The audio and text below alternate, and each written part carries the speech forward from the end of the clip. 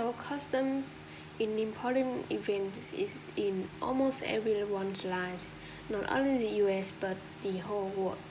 So it so they vary so much from culture to culture, and it is often difficult for non-natives to understand.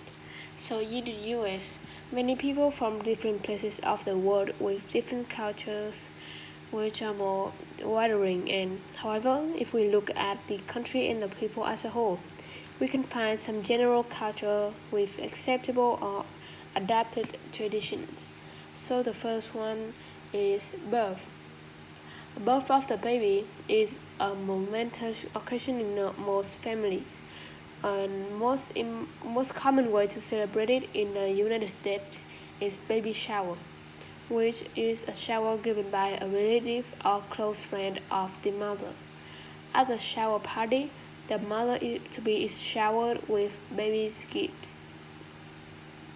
So they could be emotional expressions of blessings for the baby and his parents, or mostly advices from experienced mothers. Apparently, men's participating at baby shower is becoming more common despite it was really rare decades ago. So after the baby is born, families participate in spiritual ceremonies based on their religions. Traditionally, Christian babies are baptized in a ceremony involving washing the baby's head with water. The significance of baptism and other ceremonies vary from religion to religion, but however all involves a celebration of a baby's birth. The second one is marriage, which has many surrounded customs, particularly activities related to the weddings, and it is also hard to generalize these customs as they vary so much among different people.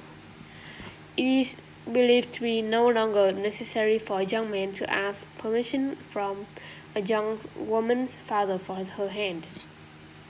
Still, most young people apparently still want parents' approval for their marriage, and it's still traditional for young men to give their fiancé diamond rings at the beginning of the engagement period. So, in wedding ceremonies and celebrations, traditionally it is the bride's family who pay the expenses.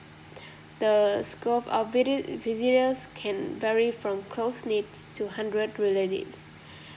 One well-known custom again is the shower, where at the wedding shower, the bride to be receives gifts to help setting up her household, which can be electrical appliances, sheets, towels, and so on. In addition to shower gifts, wedding gifts are also expected from people who attend the wedding. A tradition associated with wedding dates back to the 19th century in England and possibly much earlier. It was said that the bride would be wearing or carrying something old, something new, something borrowed, something blue. On the wedding day, it is considered bad luck for the groom to see the bride in her wedding dress until the ceremony.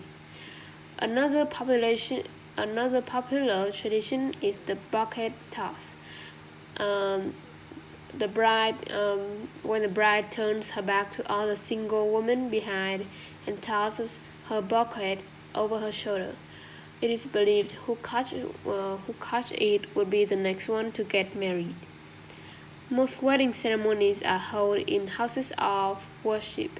However, people occasionally choose to get married in rather a non-religious ceremony conducted by a licensed public official like a church. In these cases, they may have ceremonies at home, office, or even public spaces like a park. So the last one is the passage from life to death, which custom people in the US follow and deal with death, depending on their tradition and religious belief, but still all have to cope with one basic issue: how to deal with the body of a deceased person. Some religions require the body to be quickly buried or put underground as soon as possible. Many Christians and religions provide opportunities for people who are close to the deceased to visit and say goodbye to their loved one. Sometimes it is called a wake. It is usually took place at funeral homes before the funeral ceremony and at the funeral service, which usually take place in a funeral home house of worship. Religious leaders can have some wording to comfort their friends and the family of the deceased. After the religious ceremony, the body is usually taken to a cemetery where it will be buried. If the body is cremated, the ashes are placed in a special jar called an urn. If they use either meanings, the ashes will be kept in special places of the family choosing. So in recent decades, a tradition has been developing as the funeral and cremation are attended by only a few close family members. So overall, there are custom traditions for varying people in the U.S. and that's all.